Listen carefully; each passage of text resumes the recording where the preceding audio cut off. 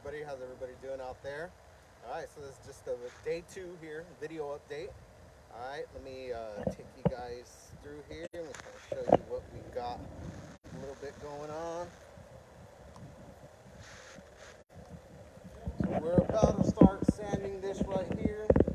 Just take off that tape that was on there earlier, but it's being sanded by hand. Okay, as you can see, got that whole thing. The painters here, I can't believe it. They put duct tape on the floor, which even with painters, tape is a big no-no.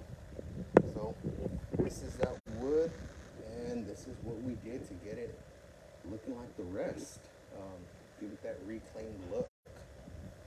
So, show you the other room. That's that. This is this one. See, that's as good as it's gonna get. So right now we're gonna stain it. We're gonna do our best to match it to that color. Then once that's stained, once that's stained, we'll throw a couple coats of polyurethane on it, get it protected, covered and everything. And then we'll start with the deep clean. All right, everybody, have a good one.